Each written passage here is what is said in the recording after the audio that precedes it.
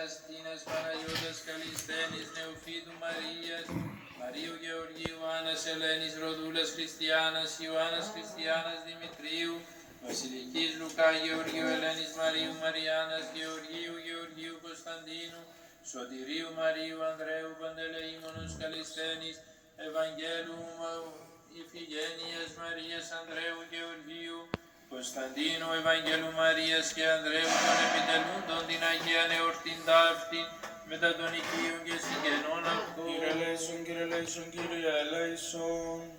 Έτσι δεόμεθα υπέρ των μακαρίων και δημοκτητόρων της Αγίας Εκκλησίας ταύτης του δούλου του Θεού Χαρίτωνος Ιερομονάχου και υπέρ πάντων των προναπαυσαμένων πατέρων και αδελφών ημών, των ενθάδευσεβος κειμένων και παντακού Ορθοδόξων. Κύριε ελέησον, Κύριε ελέησον. Έτσι δεόμεθα υπέρ των καρποφορούντων και καλλιεργούντων εν το Αγίο και πανσέπτου ναό τούτο, κοπιόντων, ψαλόντων και υπέρ του περιεστώτος λαού, του απεκλεχομένου το παρασκουμέγα και πλούσιον έλεος. Κύριε ελέησον. Κύριε ο Θεός ημών, την εκτενήν ταύτην και εσίαν πρόσεξε παρά των σόντουλων και λέησον εμάς κατά το πλήθος του νέου και τους ηχθινούς σου κατάπεμψον εφημάς και επί πάντα το λαό.